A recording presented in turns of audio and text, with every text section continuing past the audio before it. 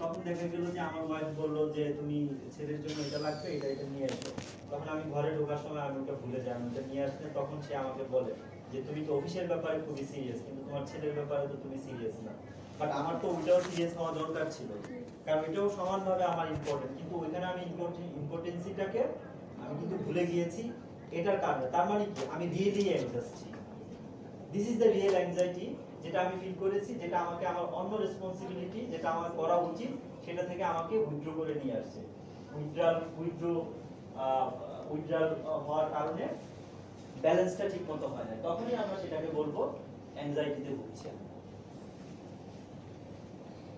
ঠিক আমরা যদি ওয়ার্কারদের ক্ষেত্রেও যদি এটা বলি, তাকে হয়তো তার গিভেন সেট অফ রেসপন্সিবিলিটি আছে, আপনি তাকে বললেন যে এটা তোমাকে কালকের মধ্যে এটা দিতে হবে, এখন সে সব কাজ বাদ দিয়ে গিয়ে না না না পারবো না, না না না পারবো না, ও বললো এটা না না না আমার কাজ দিছে, আমার কাজ আছে তো সবগুলো সে হচ্ছে অ্যাভয়েড করলো, পারবে না পারবে না পারবে না, কেন? ওই যে তাকে যে কাজ দেওয়া হয়েছে এটা নিয়েই সে ব্যস্ত, মানে তার ভিতরে অ্যাংজাইটি কাজ করতেছে।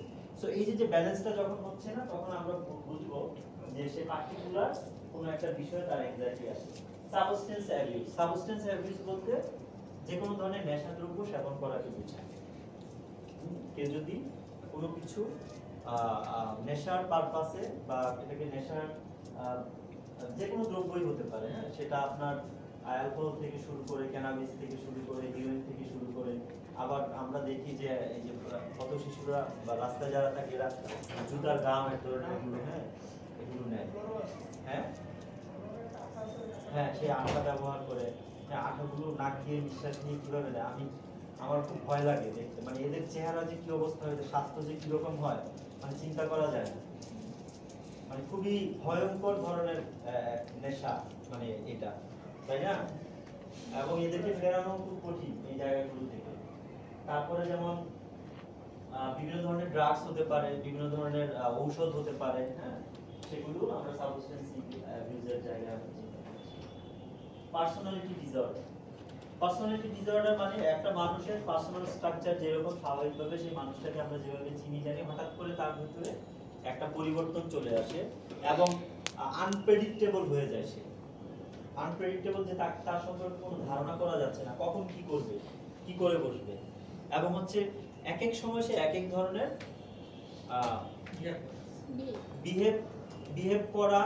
বিহেভ করার থেকে এই বিহেভিয়ারটা আপনি স্বাভাবিকভাবে বুঝবেন না। যাদের পার্সোনালিটি ডিসঅর্ডার থাকে, আপনি কিভাবে বুঝবেন যে এরা এক এক সময় এক এক ধরনের কথা বলে, মানে ধরেন এখন এটা বললো, হ্যাঁ এটার পক্ষে বললো, এটা বললো, আবার একটু পরে দেখা গেছে যে আবার ভিন্ন কথা বলতেছে, আবার আরেক জায়গায় হয়তো অন্যরকম কথা বলতেছে, আপনাকে কোনো কমিটমেন্ট দিল, সেই কমিটমেন্ট রক্ষা করলো না, হ্যাঁ, মানে কমিটমেন্টের ব্যাপারে যখন পার্সোনালিটি ডিসঅর্ডার হয়, কমিটমেন্টের ব্যাপারে অনেক বড় ধরনের এদের এক ধরনের লেথার্জি থাকে, কারোর সাথে এরা কমিটমেন্ট রক্ষা করতে পারে না, এদের মোরাল যে ভ্যালুস যেটা থাকে, মোরালিটিটা ডিগ্রেড হয় তখন, এবং ডুয়েল পার্সোনালিটি কাজ করতে থাকে, এক সময় মনে হয় সে একরকম, সকালবেলা মনে হয় একরকম, বিকেলে মনে হয় সে আরেক রকম, একজনের সাথে সে একরকম, আরেকজনের সাথে সে অন্যরকম, অর্থাৎ সে তার নিজস্ব যে একটা কি থাকে, এই নিজস্বতা থাকে না, প্রত্যেক মানুষের একটা নিজস্ব বৈশিষ্ট্য থাকে, ক্যারেক্টারিস্টিক্স থাকে, এটাকে সে ধরে রাখতে পারবে না।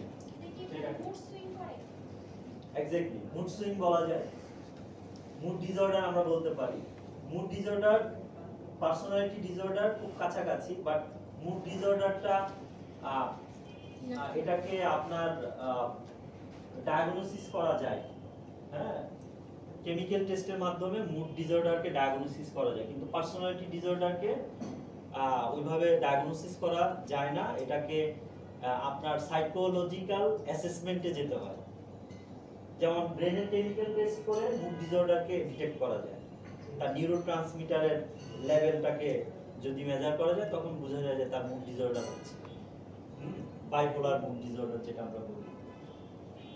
আচ্ছা, এরপরে থট ডিসঅর্ডার যেটা ডিস্টর্টেড থিংকিং হতে পারে, তার ভিন্ন স্বাভাবিক চিন্তা না, হ্যাঁ, ভিন্নভাবে সে চিন্তা করছে, অন্যভাবে চিন্তা করছে, সমাজের 10 জন মানুষ যে জেনারেল পার্সপেক্টিভ থেকে যেটাকে দেখে, তার দেখার দৃষ্টিভঙ্গি তো সম্পূর্ণ আলাদা, হ্যাঁ, এবং সে শুধু আলাদা না, আলাদা হলেই হবে না, আলাদা হতেই পারে, কিন্তু সেটা হার্মফুল, হ্যাঁ, সেটা যখন এটা হার্মফুল হয় তখন এটা আমরাকে বলছি যে thought disorder. সাইকোসিস, সাইকোসিস is the severe type of psychological disorder. Psychological problem বা মেন্টাল হেলথ প্রবলেমগুলোকে যদি আমরা দুইটা ভাগে ভাগ করি একবারে মোটা ভাগে, একটা অংশে বলে, একটা অংশে পরে হচ্ছে আপনার নিউরোসিস বলি আমরা এটাকে, নিউরোসিস, আরেকটাকে বলি সাইকোসিস। সাইকোসিস। নিউরোসিস হচ্ছে জেনারেল সাইকোলজিক্যাল ডিসঅর্ডার গুলো, যেমন যে আমরা অ্যাংজাইটি বললাম, ডিপ্রেশন বললাম, মুড সুইং বললাম, এগুলোকে বলা হয় নিউরোসিস।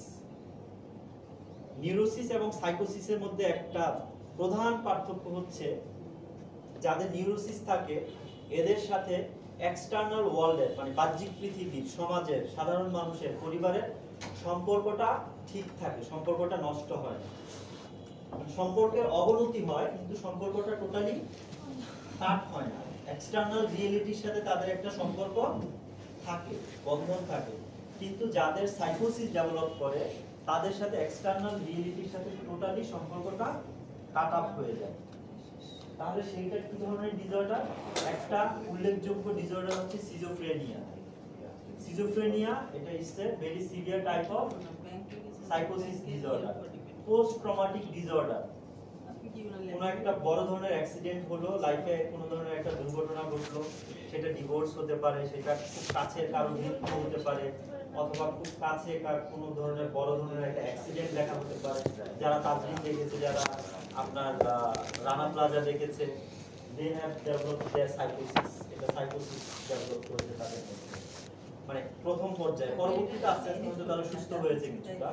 তো সাইকোসিসের যেটা হয় কি, যে তাদের এক্সটার্নাল রিয়েলিটির সাথে তাদের সম্পর্কটা নষ্ট হয় এবং তাদের মধ্যে আপনার হচ্ছে ডিলিউশন কাজ করে। ডিলিউশন মানে হচ্ছে মিথ্যা, মানে ভুল ধারণা, ভ্রান্ত ধারণা কাজ করে বিভিন্ন বিষয়। যেমন আমরা অনেক সময় বলি না যে এটা তো রশি, এটা তো সাপ না, সাপ রশিকে সাপ ভেবে বসি না। তো যাদের সাইকোসিস ডেভেলপ হয় তারা এখানে একটা লাঠি বা রশি পড়ে থাকলে বলবে এটা তো সাপ, এই যে সাপ যাচ্ছে, এই যে সাপ। অথবা তারা ভিন্ন কিছু দেখতে পায় যেটা আমি আপনি দেখতে পাই না, হ্যালুসিনেশন হয় তাদের। এই হ্যালুসিনেশন বিভিন্ন ধরনের হতে পারে। কেউ গাইবি আওয়াজ শুনে বলে যে হ্যাঁ আমার সাথে তো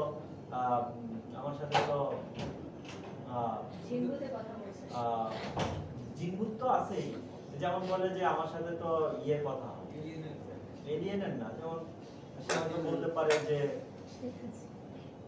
শেখ হাসিনার সাথে তো আমার প্রতিদিনই কথা। আচ্ছা, শেখ হাসিনা যে সিদ্ধান্ত নিছে ওটা তো উনি আর আমি একসাথে বসেই তো সিদ্ধান্ত নিলাম। তারপরে ধরেন টেলিভিশনে যে খবরটা বলে, সে বলছে হ্যাঁ এই খবর তো, এটা তো আমি আগেই জানি, এটা তো আমি ওদেরকে বলছি, এগুলো তো আমার সব খবর, এগুলো তো আমি আগেই ভেবে রাখছি। এই দেখেন এখন রেডিও টেলিভিশনে এগুলো বলতেছে। তারপর গাইবি আওয়াজ শোনার ক্ষেত্রে যেমন তারা বলে যে তারা এটা শুনতে পায়, এটা ও তার সাথে কথা বলে, কিন্তু অন্য কেউ শুনতে পায় না। তারা গন্ধ শুনতে পায়, একটা গন্ধ পায় কিন্তু অন্য কেউ পায় না। একটা খাবারের হয়তো ভিন্ন কোনো টেস্ট পায়, কেউ হয়তো খাবারে কেরোসিনের গন্ধ পাচ্ছে, আপনি অথচ অন্য কেউ পাচ্ছে না, এরকম হয়। তারপরে এদের যেটা হয় কি, থট ইনসারশন হয়। এদেরকে মনে করে, এরা বলে যে আমি তো অনেকে বলে যে আমি তো নবী, আবার কেউ বলে আমি তো বড় পীর, আমার কাছে ইয়ের গাইবি বাণী আসে। আপনি এটা কেন করছেন? আমাকে অর্ডার করা হয়েছে। হ্যাঁ, যেমন বলে না যে কাউকে মেরে ফেলা বা কাউকে আঘাত করা বা কোনো একটা কাজ, আপনি এটা কেন করছেন? আমাকে অর্ডার করা হয়েছে। কারণ কে অর্ডার করছে একজন উপর থেকে অর্ডার আসে। তো এই যে থট ইনসারশন হলো, এই যে মানে এক্সটার্নাল রিয়েলিটির সাথে, বাস্তবতার সাথে তাদের সম্পর্ক পুরোপুরি কাট হয়ে গেল। তো সেইটাকে আমরা বলছি যে সাইকোসিস।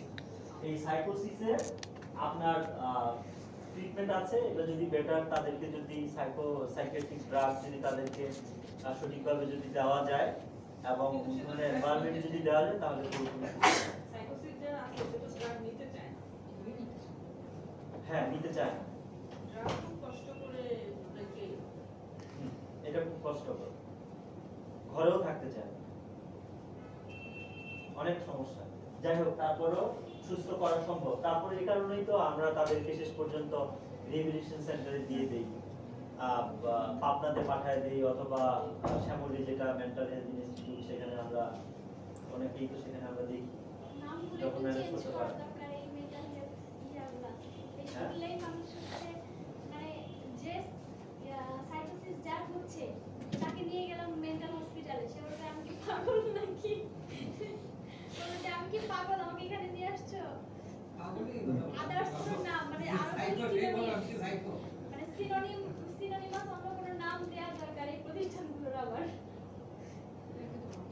বাইপোলার ডিসঅর্ডার সেম একই অবস্থা। বাইপোলার যেমন তার মুড সুইং হয়, এই হাসে এই কাঁদে, এই এখন ভালো পরক্ষণে আবার খারাপ। হ্যাঁ, সো সেটাকে আমরা বলছি যে মুড সুইং হওয়া, মুড ভালো থাকে কখনো মুড খারাপ হয়ে যায়, এটা হচ্ছে বাইপোলার। তো এই জাতীয় যে সমস্যাগুলো এগুলো কিন্তু ওয়ার্কপ্লেসে আমরা দেখতে পারি, আমাদের ওয়ার্কারদের মধ্যে থাকতে পারে, হতে পারে কাজের ক্ষেত্রে ডিস্টরশন আসতে পারে। তখন আমরা এগুলো যদি আমরা এরকম কোনো সিমটম যদি দেখি তাদের মধ্যে, তখন আমরা কি করব সেগুলো নিয়ে আমরা দ্রুতই যাচ্ছি। স্যাডনেস, সাইকোলজিক্যাল ইস্যু ওয়ার্কপ্লেসে, হ্যাঁ এগুলো নিউরোসিস, এগুলো কিন্তু সাইকোসিস না।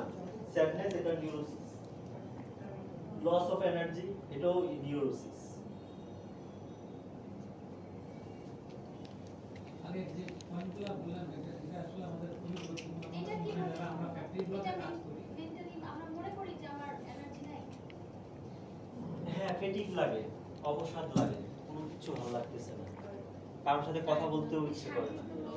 হ্যাঁ এটা শারীরিক দুর্বলতা। হ্যাঁ, এটা শারীরিক, মানে মন যখন এই যে people with depression may feel like they don't have the mental energy. Depression যখন থাকে তার মানে স্ট্রেংথ আছে, সে খাবার দাবার খাচ্ছে, কারণ এনার্জির ব্যাপারটা তো আর মানসিক না, এনার্জিটা তো হচ্ছে আপনি ফুড ইনটেক করবেন, আপনার বডিতে আপনার বার্ন হবে, আপনার ক্যালোরি উৎপন্ন হবে, আপনার এনার্জি থাকবে। কিন্তু আপনি যদি ডিপ্রেস থাকেন তখন আপনার মনে হবে যে আপনি যতই খান, আপনি যতই এনার্জেটিক ফুড খান, আপনাকে এনার্জি ড্রিঙ্কস খাওয়াই দিলেও আপনার ওই মনে হবে যে ভালো লাগতেছে না, মানে শরীরে এনার্জি নেই, সম্ভব না তার দ্বারা। হ্যাঁ, কাজ করার এনার্জি পাচ্ছি না। এটা ডিপ্রেশন থেকে সাধারণত হয়।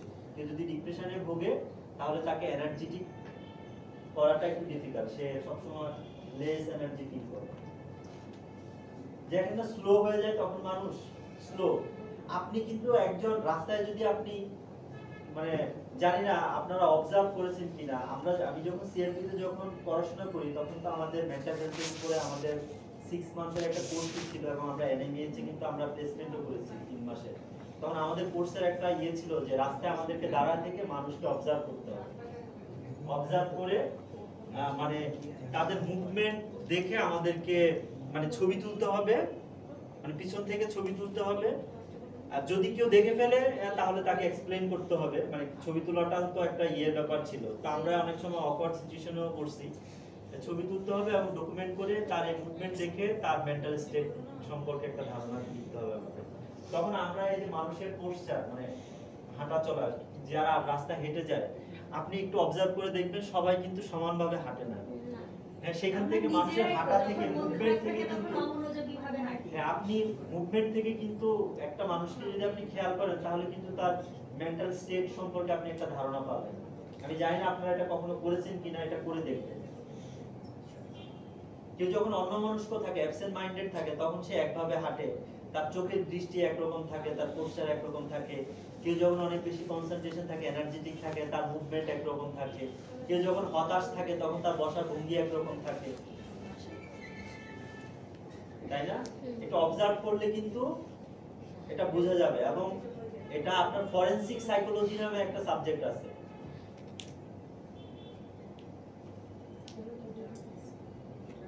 হ্যাঁ, এটা হচ্ছে ক্রিমিনোলজিতে সাধারণত পড়ায়, যারা ক্রিমিনাল স্টাডি করে সাধারণত পুলিশদেরকে এটা পড়ানো হয়, যে তারা একজন অপরাধী তার হচ্ছে মুভমেন্ট, ধরেন একটা ভিড়ের মধ্যে একটা অপরাধীকে কিভাবে খুঁজে বের করবে, তারা কিন্তু পারে। কিভাবে পারে? এটা মুভমেন্ট থেকেই বোঝা যায় যে অপরাধী তার মুভমেন্ট থাকবে অন্যরকম, সে এটা ডিস্টিংগুইশ করা যায়। কালকে খেলাতে বোঝা গেছে খেলা করা। হ্যাঁ, বোঝা গেছে, তাই না? কারণ যে কিলার ছিল তাকে কই আপনারা ধরতে পারে নাই, তো কে যেন শেষ পর্যন্ত ধরছে। একটু মুভমেন্ট দেখে বোঝা যায়। তাকে আমি আসলে সিগন্যাল দিয়েছিলাম, সিগন্যাল আমি আমি ধরেছি। ধরতে পারিনি। তাহলে আমাদের ধরে আমি ধরেছি, আমি প্রথমেই তো যেটা না, আমি আপনাকে কিন্তু সিগন্যাল দিয়েছিলাম, আপনি ধরতে পারেন না। আমি ধরার নিয়ম এটাই বেসিক্যালি যে তার মুভমেন্টটাই বোঝা যাচ্ছে। কিল করবো তখন আপনাকে ধরতে হবে। হ্যাঁ, আমি দেখেছি যে আপনি মনোবিদকে কিল করেছেন, সেটা হলো খারাপ। ও, না, ওইটা- অবশেষে আবারও প্রমাণ হলো ভাই আপনি খুব ভালো চোখ মারতে পারেন। তাহলে এই যে অবজারভেশনটা এটা কিন্তু আপনারা আপনাদের ফ্লোরের যেসব ওয়ার্কাররা আছে তাদের ক্ষেত্রে আপনারা এটা অ্যাপ্লাই করতে পারেন। এই অবজারভেশনটা খুব ইম্পর্টেন্ট যে একজন ওয়ার্কারের গতিবিধি, তার মুভমেন্ট, তার বসা, হ্যাঁ, তার কথা বলার ধরন, তার ওই দিনকার সকালবেলার এনার্জি, এগুলো যদি আপনারা একটা খেয়াল করেন তাহলে আপনারা তার মানসিক অবস্থার একটা ধারণা পাবেন এবং আপনারা একটা ক্লু পাবেন, যেটা খুব ইম্পর্টেন্ট। কারণ এই জায়গাটা আপনাদের কিন্তু কাজ করাটা মানে কাউকে ডেকে নিয়ে এসে তার সাথে কথা বলে কাউন্সিলিং করে তো আপনি সমস্যা বের করতে পারবেন না। মেন্টাল হেলথের ইস্যুগুলো বেশিরভাগ ক্ষেত্রে অবজারভেশনটা ভেরি ইম্পর্টেন্ট। অবজারভেশন দিয়েই মেন্টাল হেলথের কেসগুলোকে ডিটেক্ট করতে হয় প্রাথমিকভাবে। তারপরে মানে সাসপেকশন আসে, সাসপেক্ট কেস এটা, তারপর হয়তো তার সাথে আপনি কথা বলতে যাবেন, একটা প্রশ্ন থাকে। স্লিপ প্রবলেম খুব স্বাভাবিক, ঘুমের সমস্যা হবে। ফিজিক্যাল সিম্পটম গুলোর মধ্যে এরকম স্টোমাক এক, গ্যাসের ব্যথা, গ্যাস প্রবলেম, এটা কিন্তু জানেন এটা কিন্তু সাইকোলজিক্যাল। অনেক সময় কেউ যদি অনেক বেশি ডিপ্রেশনে থাকে তখন কিন্তু তার গ্যাসের প্রবলেম বেড়ে যায়, এটা জানেন তো? সবার ক্ষেত্রে না, বাট বেশিরভাগ ক্ষেত্রে এটা হয়। এরপরে হেডেক, মাথা ব্যথা, চেস্ট টাইটনেস, বুক চেপে আসা, হ্যাঁ, এই ঘটনাগুলো ঘটে। ক্রনিক পেইন,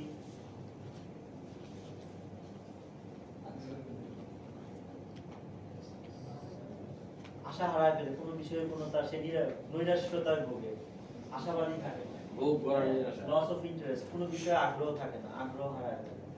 হ্যাঁ, আমরা এখানে কিছু স্ট্যাটিস্টিক্স দেয়া আছে। হ্যাঁ, তো ওয়ার্ক প্লেসে দেখা যায় যে আপনার প্রায় 76% সিনিয়র ম্যানেজার মনে করেন যে মেন্টাল হেলথ এটা আসলে একটা ইস্যু, যেটা আসলে অ্যাড্রেস হওয়া দরকার ওয়ার্ক প্লেসে। প্রায় 76% এটা মনে করেন।